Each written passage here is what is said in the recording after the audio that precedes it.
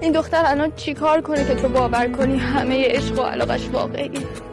چیکار کنه باور کنی حاضر هر کاری بکنه که یه موثر تو کم نشه؟ چیکار کنه که تو بتونی یه بار